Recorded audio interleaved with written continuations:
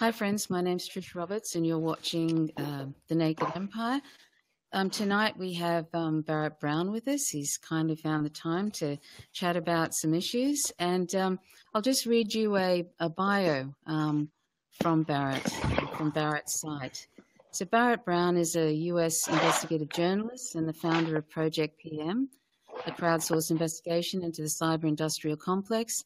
Barrett was imprisoned for charges relating to the 2011 Stratfor hack.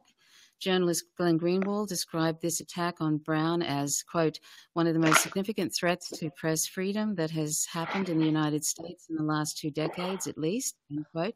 Reporters Without Borders cited Barrett's prosecution among its reasons for the United States dropping 14 points on its press freedom rankings in 2014. Barrett Brown was described as an unofficial spokesperson for Anonymous before he renounced his ties to the collective in 2012. He's written 2 books and is writing his 3rd, in addition to several articles about politics and journalism in the digital age. In 2012, the FBI raided Barrett's house, and later that year, Barrett was indicted on 12 federal charges. The most controversial charge linking to the hacked data was dropped. But in 2015, Brown was still sentenced to 63 months in prison. Barrett Brown wrote a column from jail for The Intercept, for which he won the National Magazine Award and the New York Press Club Journalism Award. In July 2015, the Courage Foundation announced that Barrett was the organization's 5th beneficiary. In addition to legal and commissary fees, Barrett was ordered to pay $890,250 in fines and restitution as part of his sentence. And I ask if you're able to support Barrett in the repayment of this tremendously outrageous fine. One of the ways you can do that is in Barrett Brown's site, and I'll leave a link to that in the information section. Barrett was released from prison to a halfway house on the 29th of November 2016, and he is currently working on the Pursuance project, and he's going to talk about that toward the end of this broadcast. And he's kindly accepted my invitation to speak with us today. So I'll invite and introduce Barrett. Hi, Barrett. Hello. How are you? Fine. How are you? Very good, thanks. So Barrett, if I can just ask you, I realize that you've sort of talked about this numerous times, the what's happened to you in the last few years. So if you could just please tell us how you came to be looking at 105 years in federal prison, and what were the charges you eventually pleaded to prior to being to that sentence? Well, I worked as a freelance journalist throughout my 20s, and towards the end there, I became increasingly dissatisfied with the potential for journalism. Obviously, you can do a fine job of digging into misconduct by the state or by institutions and still not really have an impact. The portion of our civics where the public or Congress takes that information and runs with it and puts it to use just isn't there in this society, and that's true all over the world, but it's especially true in the U.S. right now.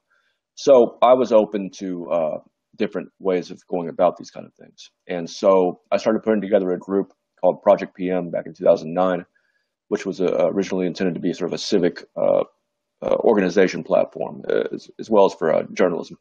And in the course of that, I was also keeping tabs on Anonymous, which by that time had become an activist movement. And they, at some point in early 2010, went after the Australian government in retaliation for their moves to censor the internet for Australian citizens. And I wrote a piece for Huffington Post at the time, putting forth kind of a eccentric view of this, that this was the first marker of a much more important dynamic that we're going to see in the 21st century of emergent global entities coming about to challenge institutions in ways that were really impossible before.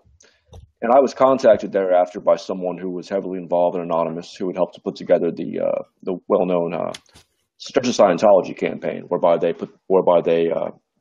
conducted this massive, very unprecedented worldwide series of protests at Scientology centers, and used that as a framework for an information campaign that did end up diminishing Scientology's ability to recruit quite a bit.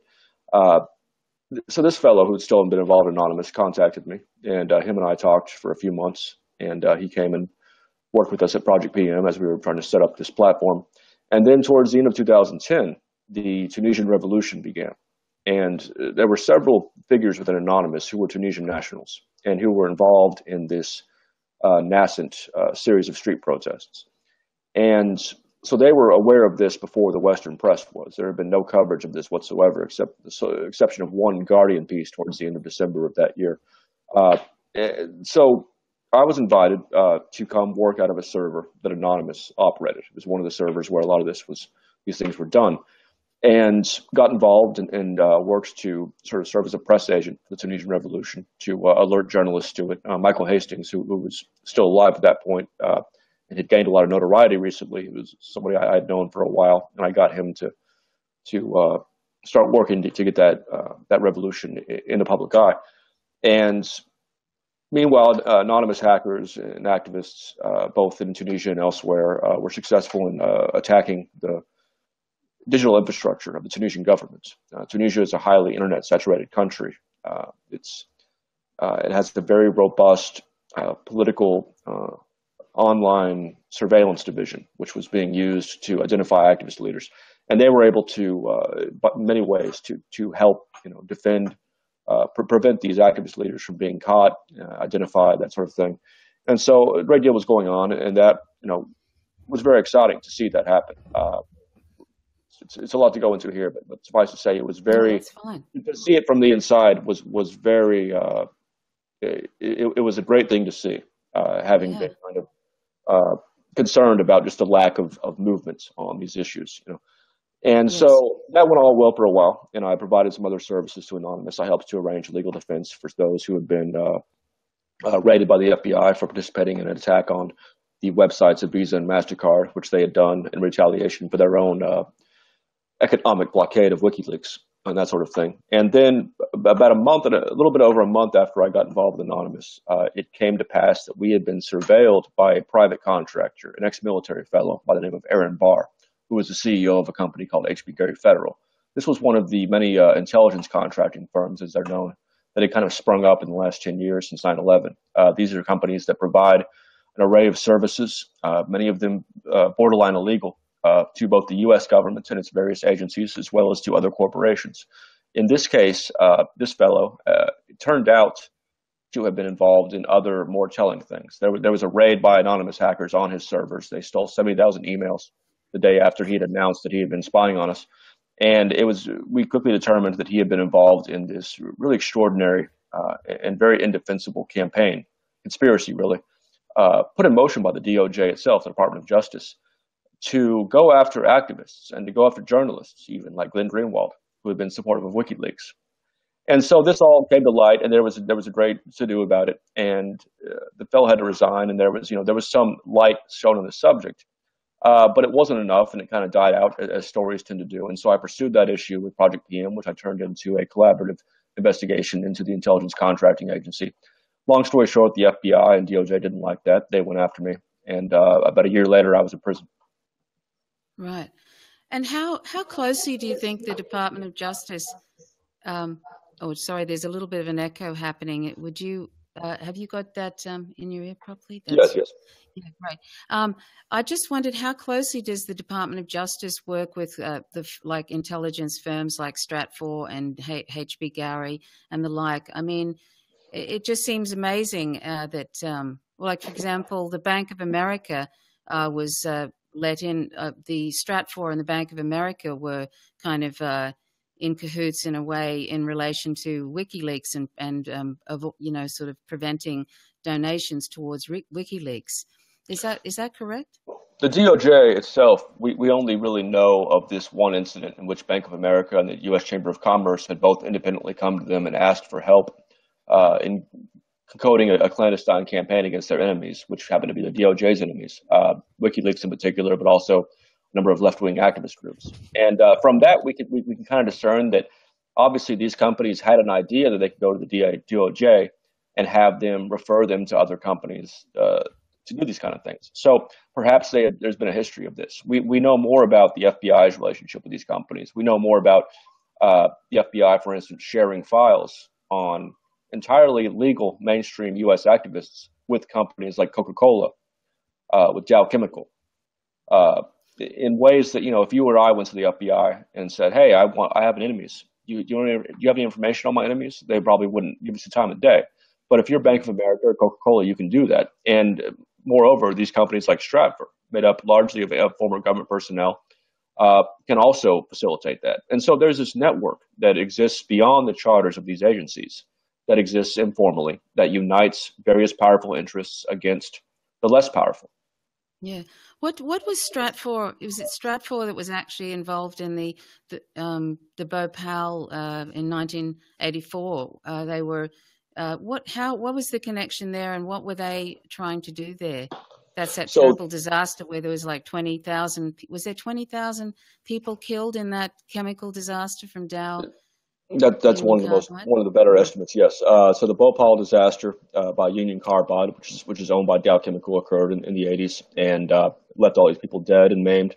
And since then, there's obviously been efforts by that community to get Dow Chemical to pay its fair share to those that it maimed in this accident. And so Dow Chemical, like a lot of companies, decided that rather than agree to that, they would instead engage in surveillance and whatever else against these groups that are organizing these efforts. And so they went to Stratfor, which was surveilling this group in Bhopal on their behalf. And that came out of a later hack, also by people associated with Anonymous. And that was actually the hack that was eventually used to charge me. Right. And can I just go back to that at the time, we'll just go back to when you were arrested. It was a very rather completely overdone SWAT team went into your, while you were actually in a live chat with some people from Anonymous, I think, at the time. And then what happened after that? I mean, they really, really kind of, they threw you down on the ground and basically you had sore ribs for ages. And it was really, really, was that at your mother's house at the time? Because no, I know that was my apartment. They had actually, they had, 6 months before that actual arrest, they had executed search warrants both on my apartment and on my mother's home. Right. The search warrants Michael Hastings later published on BuzzFeed shortly afterwards, and it listed these very companies, HB Gary, In-Game Systems, firms that we had been involved in exposing previous to that. That's what this case was really about. It didn't actually mention Stratfor at all. Stratfor, as was later determined, had been overseen, that hack had been overseen by the FBI through their informant Sabu. Sabu was one of the major anonymous hackers who had been discovered, he'd been found and turned by the FBI some months prior, and none of us knew that, of course.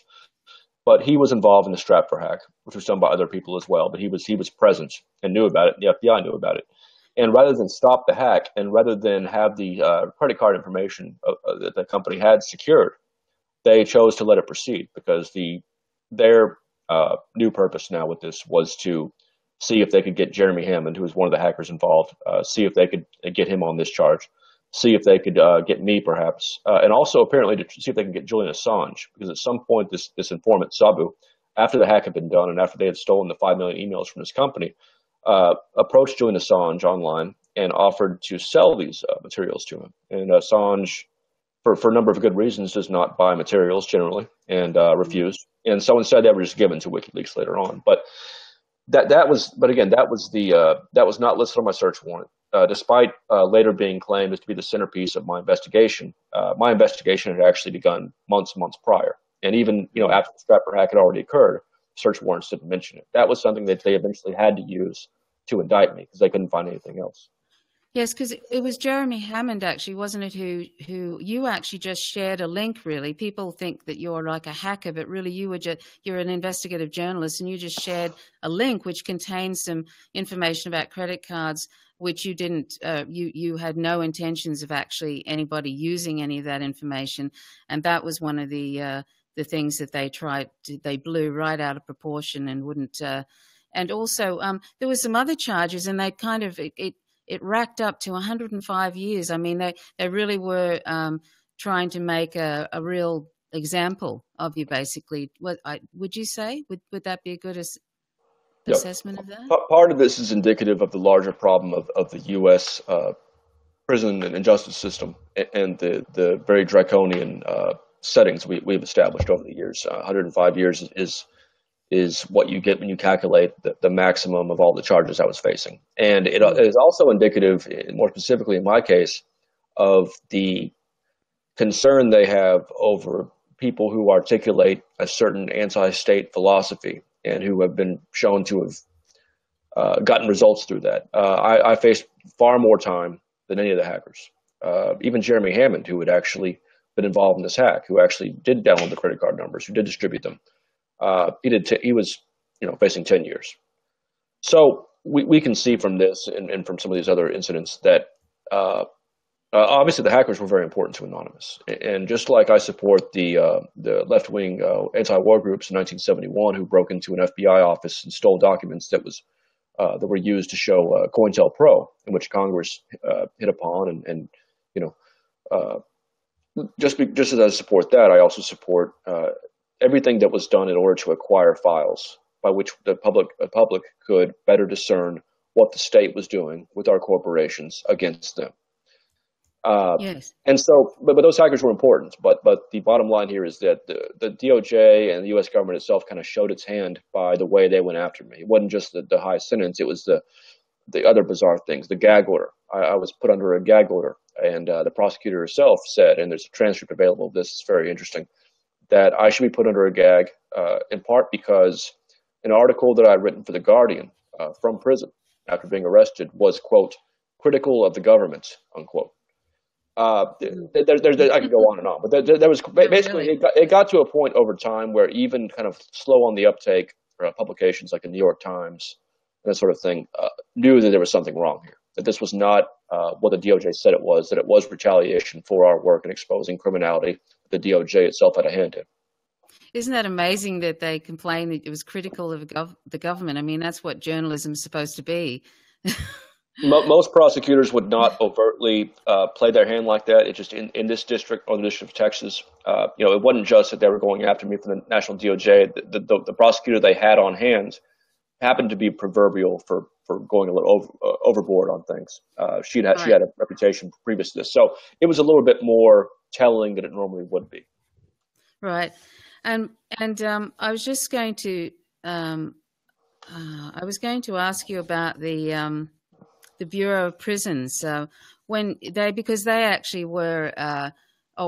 Before I go to the Bureau of Prisons, I suppose it'd be remiss of me if we didn't talk about the Special Investigator Robert Smith of the FBI and the if you wanted to speak a little bit about that, the video that was also contributed, the YouTube video that contributed to the sentence, but really at the time you weren't so well, and that was kind of blown out of. They didn't really consider that in the sentence either. Did you want to speak a little bit about that, or should we just? Yes. We don't want to be remiss. So the video that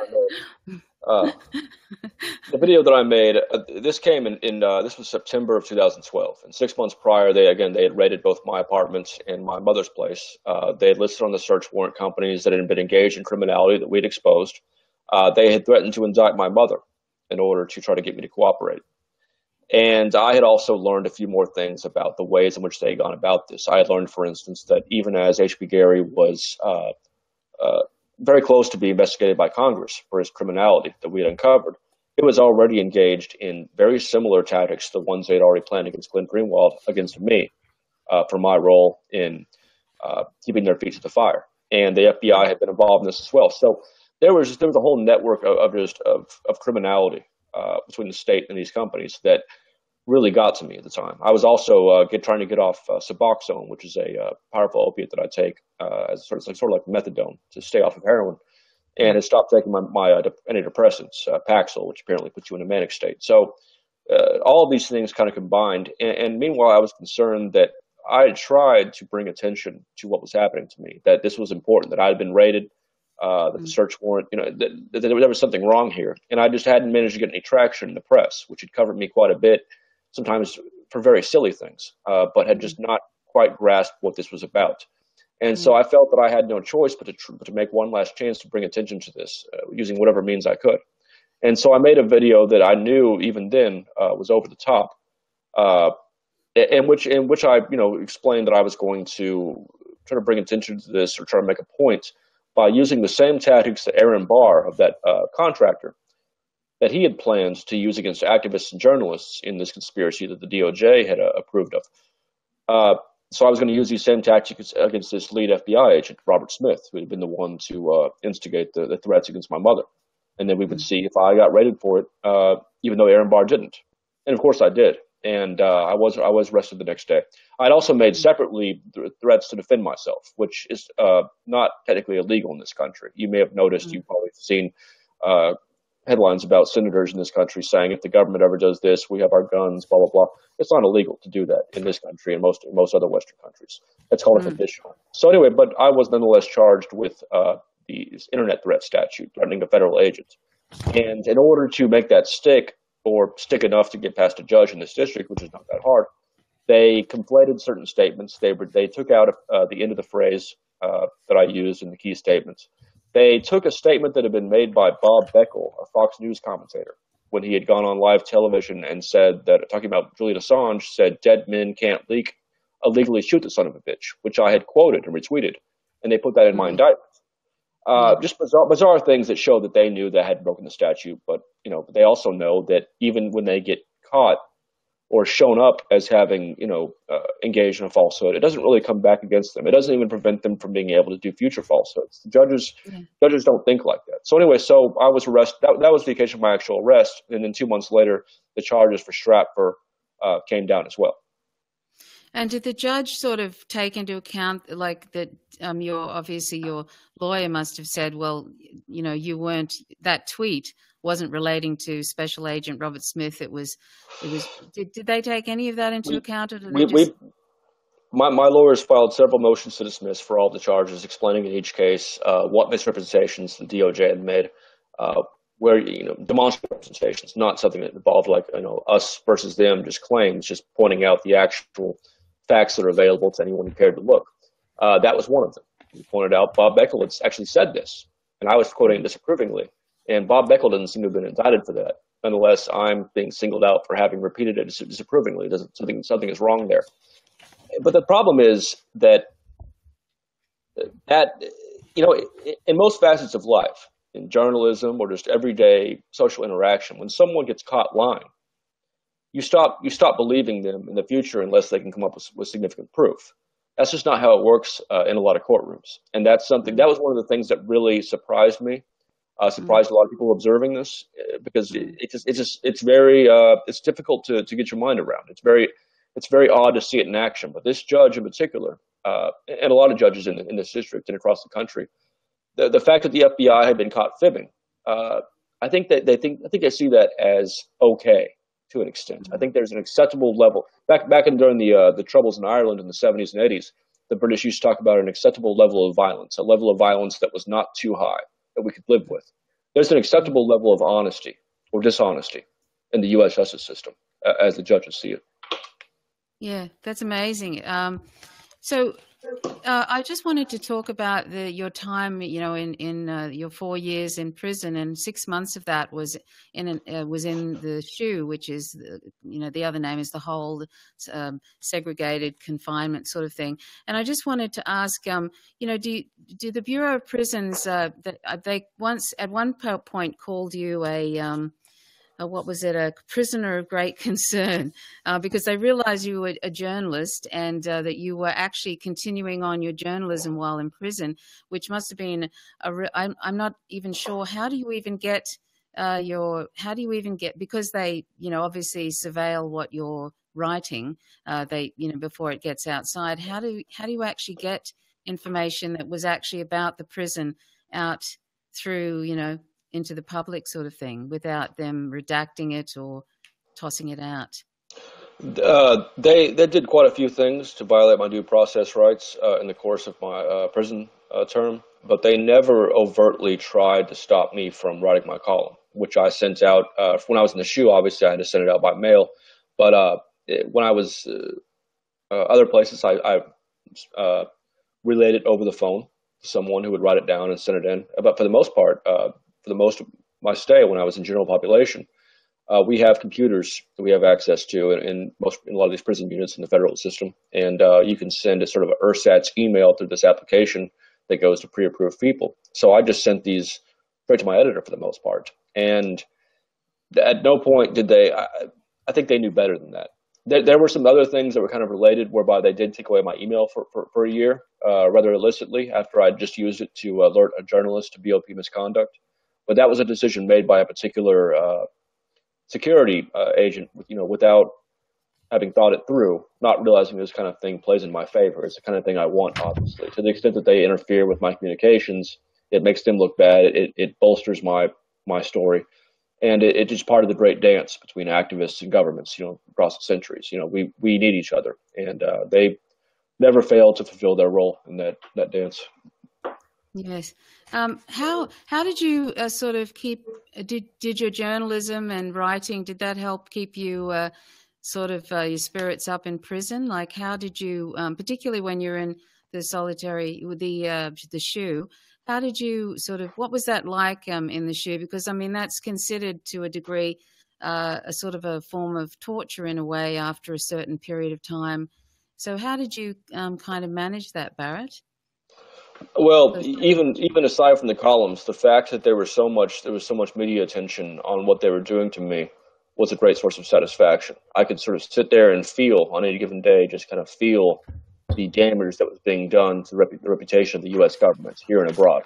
And that, for me, is like sun to a flower.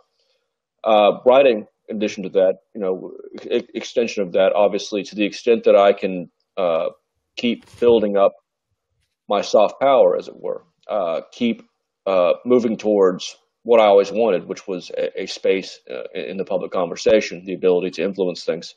To the extent that column was clearly helping to fulfill that, yeah, it was absolutely a great help. But for the most part, even if I wasn't writing, I mean, there's something to be said for being held away somewhere and having a chance to read books, days on end. Solzhenitsyn once wrote something to the tune of "Jail is where the spirit soars." He wasn't talking about the compounds where they're engaged in slave labor, but those portions of time when they're being held in jail with just a chessboard and people to talk to, and scraps of paper to write poetry on. And again, it is torture. It is contrary to just basic humanitarianism. But if you're a certain kind of person, you can benefit from that, just like monks benefit from the cloister. And I don't regret having gone through it. But a lot of people don't have those same resources. A lot of people don't have that to draw upon. But yes, obviously writing helped. Yes. I just wanted to ask you about that. What were the reasons why they put you in the SHU? Like, what, were they sort of exaggerated reasons, There or were several different occasions. The first occasion, I was placed in the SHU for 2 months. It was because of my alleged leadership role in a demonstration that about 20 inmates had engaged in, 30 inmates perhaps, against a abusive guard. And several of us were identified as having been leaders in that demonstration and taken to the SHU for investigation and held there, and then given an infraction for demonstrating. So that was, technically legitimate. It is against the rules to demonstrate, and we were doing that. The next time, it was at another prison. I was caught with a glass of hooch in my locker that I had just bought from somebody, and I think a snitch had informed on me. They came in and claimed they wanted to do breathalyzer tests randomly, and they did, and I was entirely sober because I hadn't drinking the hooch yet. And they nonetheless told us to go out and then open my locker and found it. They put on the report that they were doing random breathalyzer tests, which was false. They were clearly there due to a tip. Anyway, so I went to the SHU for, I think another month on that one, either a month or 2 months. And then shortly afterwards, I got out and was subject to drug tests at this point. Later, I found out you're not supposed to be given drug tests just because you have alcohol. That quite makes sense.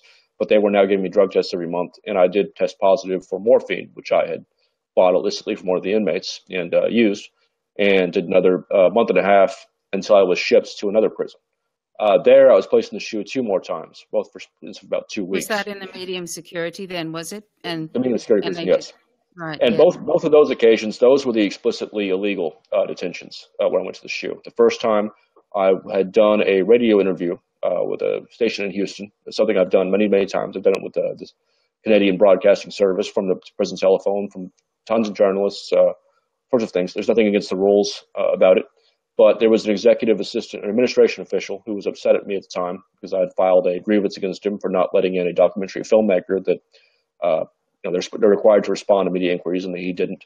Anyway, so he had the SIS. I found this out later from the SIS, which is the Prison Security Service. He told them, go ahead and throw him in the shoe for this. Just say we're investigating. And so they put me in for a week and then let me out, after this investigation.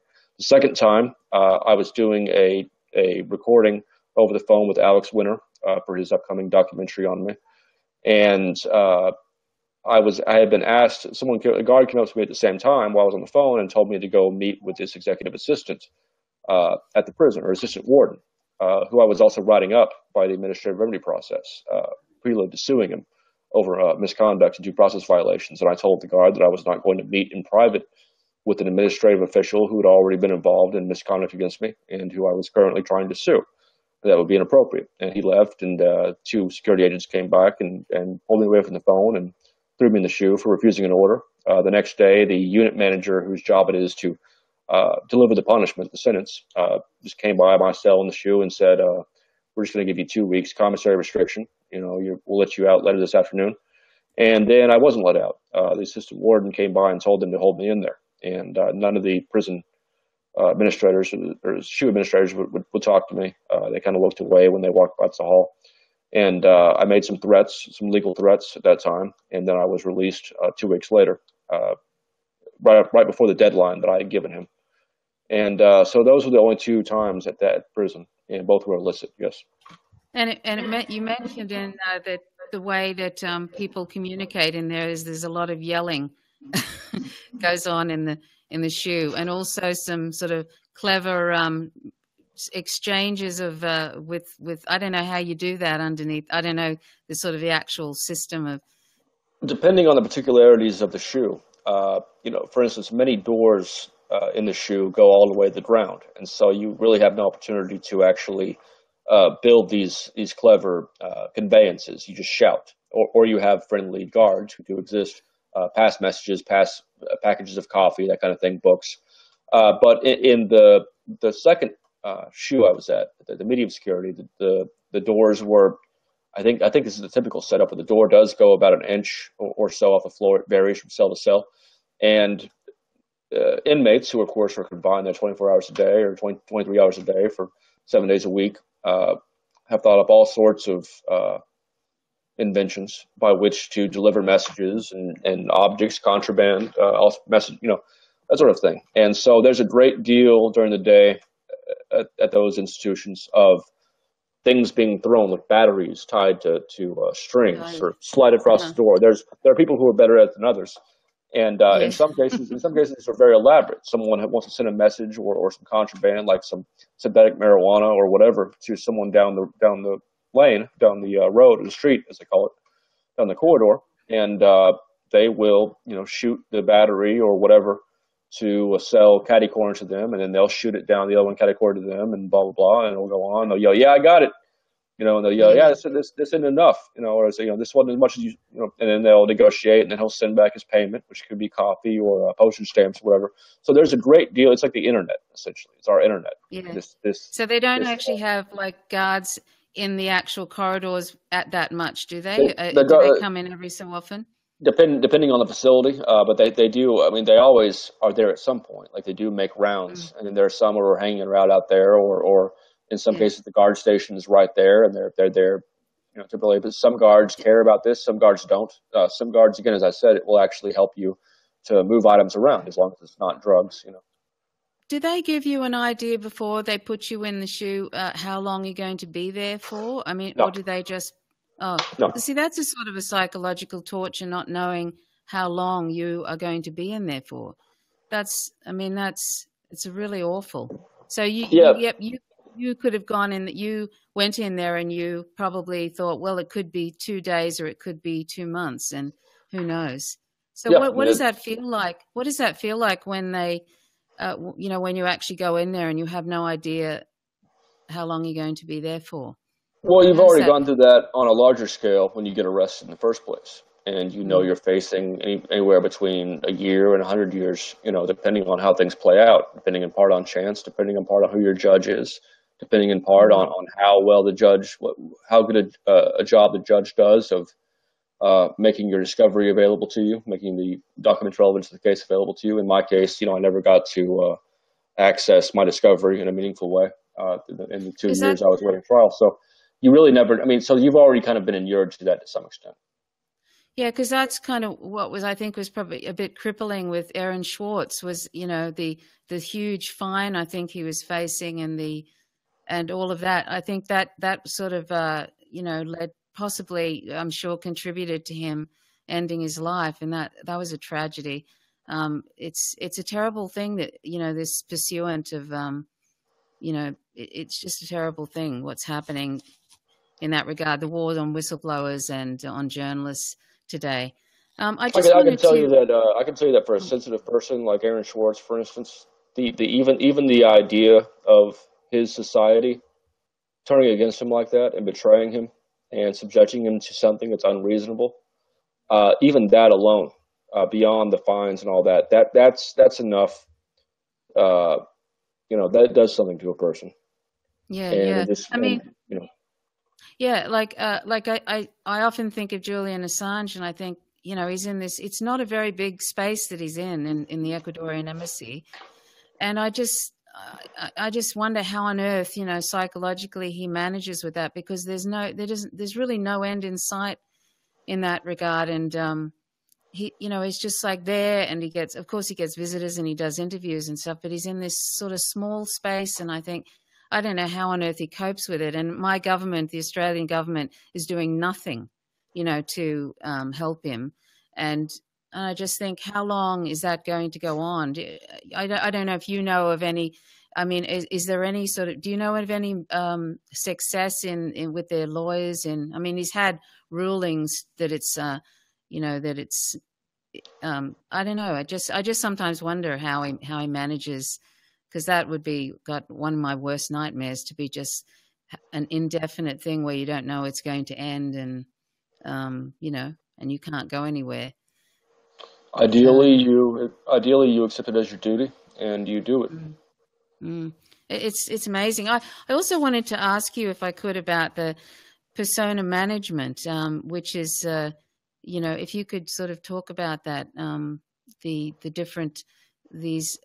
Is it the intelligence agencies have this persona management that they use online to?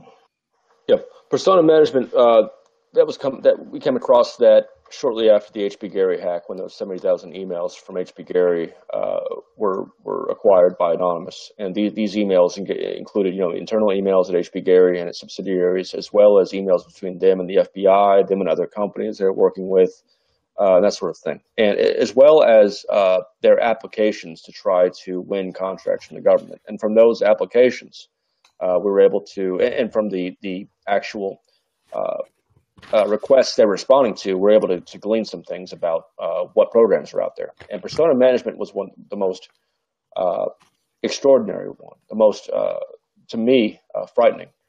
This Yes. involves this. So this was something that CENTCOM was asking a private company to develop for them, and it was clear from the requests that they made and from documents we later came across, this is something that had been done before to some extent. It wasn't new, but in this case, they were asking for someone to create software that would allow a single operator to control 10 to 20 fake online personas, complete with backgrounds. Just someone that you even with a great deal of digging, you would not be able to differentiate between a human being and this Mm. fake this fiction. And beyond that, they have software, which we later able to determine through patents that IBM had created in conjunction with U.S. military personnel years ago, that facilitates that conversation. It's not just somebody having to manage 10 things and remember what was said here, and try to remember who you're talking to and what you've already. All that, it's something that not only translates in different languages and maintains a certain linguistic cadence. It's something that through very well thought out applications, nothing that high tech, just allows you to do that efficiently. Allows you to maintain 15 people and the software itself seems to do some of the talking for it. It's somewhat automatic. So if it was So a that sorry, if it was a Facebook page, say, Barrett, how would that present itself? Would it be with lots of different photos, just like a fairly detailed looking Facebook page, or is it sort of it little, would be there's some it, telltale signs? Or it would be a fictional person that has lots of social media accounts that are all filled out. They're not like one of these porn deals you get where it's a fake person that starts out with a request to come talk to them on some sex chat thing. It'd be something where they have friends, where there's correspondence, where you look to their Facebook page and there's a great deal of activity going back a ways. It'd be something where if you IM them, you would get responses. And again, these aren't, to our understanding, these are not entirely automatic. There has to be a facilitator, a human being there to oversee it. But a lot of the courses of the conversation are handled in part by the software. And again, this is all something that you can see more about in this patent. It's links to from our echelon2.org wiki, which is still up under a different address. And so we know something about it. But what we know is enough. We know enough that this is something that, if you think about how much of our news coverage is driven by events, even beyond the idea of infiltrating groups and that kind of thing, there's a real possibility here of not just the government, not just CENTCOM, which later admitted to using this, but other portions of the government, other factions of the government, and other governments and companies and powerful individuals with money who can easily get the software from these companies, which we've seen cater to anyone who asks, being able to influence events in such a way as to drive the narrative even further from the truth.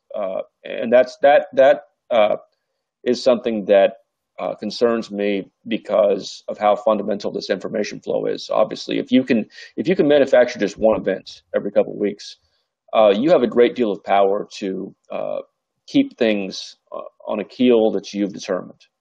You have you have the ability to discredit people. You have the ability to infiltrate groups.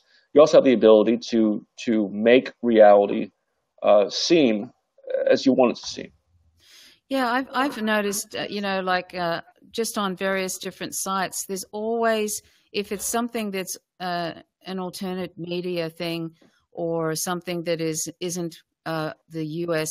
empire's narrative, there's always one person or a few people that are putting out the narrative, the mainstream narrative, and then you get dozens of people liking it, and that comment is always at the top. And I often wonder, this has become a really common thing in the last few years in particular.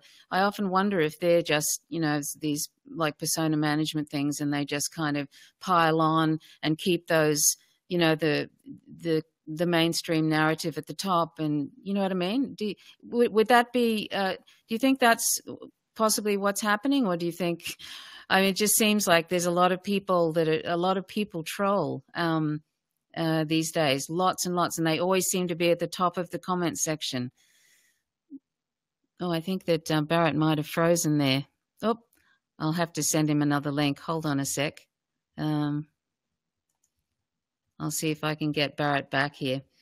While we're waiting for Barrett, hang on a sec. I'll just give him this link again. Excuse me.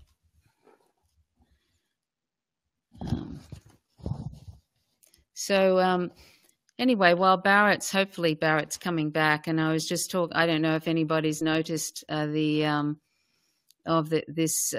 sort of phenomena of many people piling on with the mainstream narrative and the U.S. empire narrative, but I find it quite disturbing. I'll see if we can get Barrett back here, and if not, I might have to wrap it up, which would be really unfortunate because I had a few more questions I wanted to ask him. Hang on a second, let me see.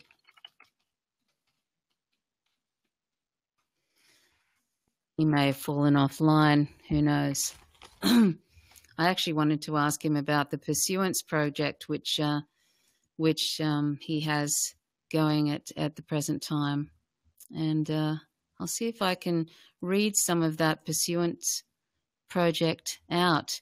The Pursuance project that Barrett has happening, that he's working on, the Pursuance system is the world's first comprehensive framework for press democracy.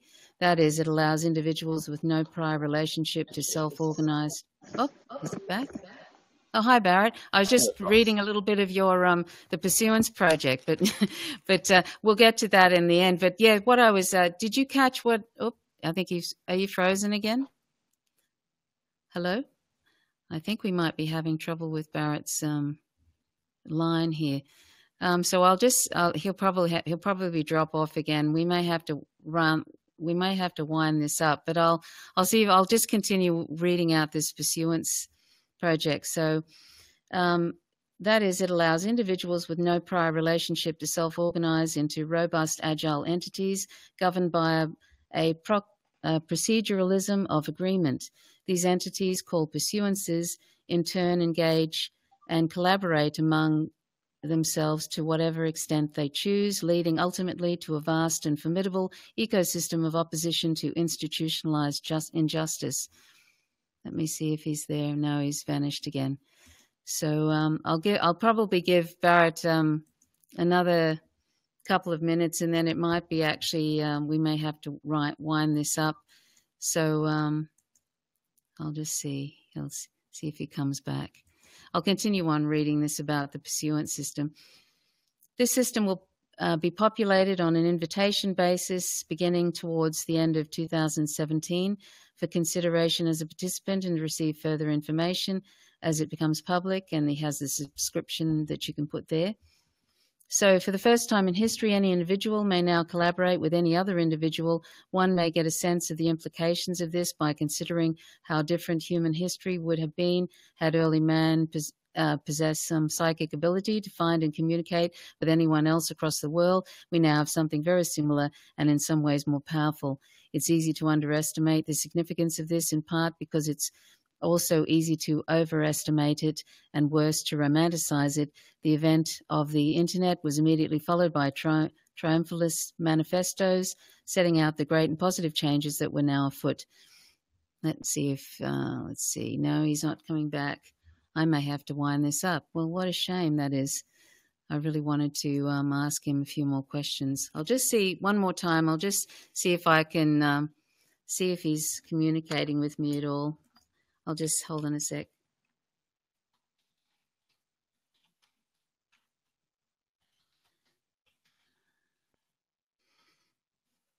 I think it might be. I might have to get Barrett back in a couple of weeks to finish off this interview. So I guess we'll probably have to wind this up, unfortunately. And I want to thank everybody for. I guess we got a certain amount out, and I did want to also show you the website address for Barrett's project that he's doing, and he's also writing a book at the moment. So it's the pursuanceproject.org, and if you can check that out and support it.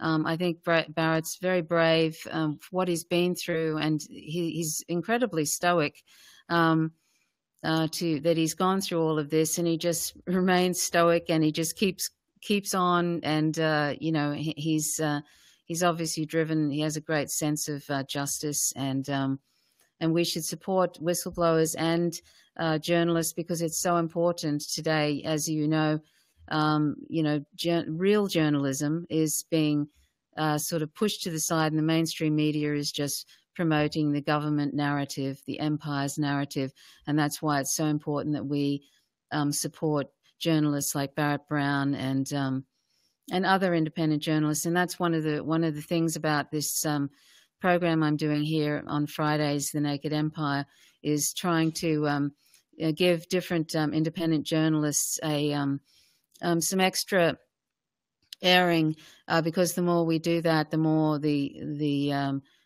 real narrative can be around, can get around. So it's very, very important that we all try and disseminate information by these independent journalists, investigative journalists, and so that's one of the purposes of the Naked Empire. And I invite you to to join my Facebook page. It's at Empire Laid Bare, and I'll put that in the information section. And I want to thank Barrett Brown so much for joining us. And he's still under a probation, and he did say that after his probation finishes in about a year, I don't know if he still thinks this, but I think he was thinking about renouncing his U.S. citizenship and moving elsewhere.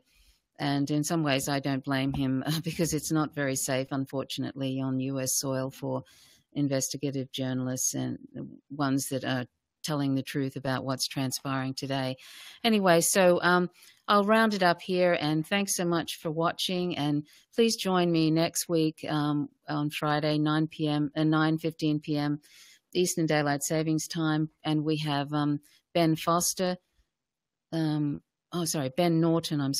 Norton, and he's an independent journalist. He works with Max Blumenthal, and he'll have some very interesting views to share about what's happening in the Middle East. He always writes very, very good pieces on U.S. empire and imperialism. And so I invite you to join me then. So thanks so much for watching.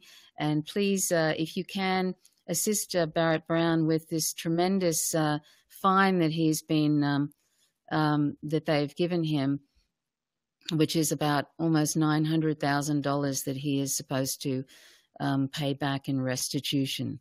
And so if he on his site, which I'll also put a link to, you can, if you wish, make a contribution to that, so that because that's an outrageous amount, and he's, it's just a terrible thing. So anyway, please join me next week with Ben Norton on The Naked Empire. My name's Trish Roberts. Thanks so much for watching. Till next time. Bye for now.